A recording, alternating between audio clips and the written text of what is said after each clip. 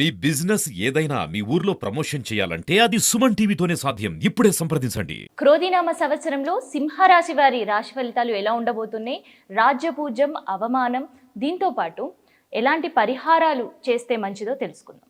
So సింహరాశి వారికి ఎలా ఉండబోతుంది కొత్త సంవత్సరంలో గురుగారు?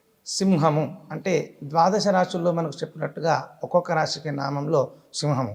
ఈ సింహము అనేది అమ్మవారిక వాహనంగా మనం చెప్పడం జరుగుతుంది. వారి యొక్క స్వభావము ఎంత కోపంగా ఉన్నా పైనుంచి కనబడ్డా కానీ వారి లోపల మాత్రం చాలా కొన్ని రకాల మానసికమైనటువంటి బాధలు కొంత పడుతూ ఉంటారు.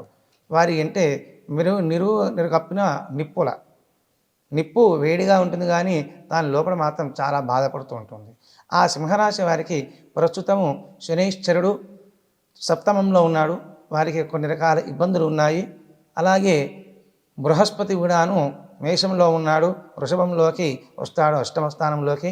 కాబట్టి వారు గురువుకు సంబంధించినటువంటి ఆర్థిక ఇబ్బందులు తొలగిపోవడం కోసమే బృహస్పతికి సంబంధించినటువంటి శివారాధన, అలాగే విష్ణుమూర్తి యొక్క సహస్రనామ పారాయణ చేయడము, విశిష్టమైనటువంటి లలితా రహస్యనామ పారాయణ చేయడము వారికి అన్ని రకాల ఇబ్బందులను, ఆర్థిక ఇబ్బందులను తొలగించి వారి వ్యవహారం ముందుకు వెళ్ళడానికి బాగా ఉంటుందమ్మా. అలాగే ఈ సంవత్సరం శనీశ్వరుడు యొక్క సప్తమ స్థానంలో ఉన్నాడు కాబట్టి ఆ శని యొక్క ఈతి బాధలు అంటే చెప్పుకోలేని కొన్ని బాధలు ఉంటాయి మనిషికి. ఆ ఈతి బాధలుగా తొలగిపోవడానికి శనీశ్వరికి సంబంధించినటువంటి శివారాధన, ఆ శనీశ్వరుని మళ్ళీ ఎక్కడ తృప్తి చెందుతాడయ్యా అంటే శివారాధన.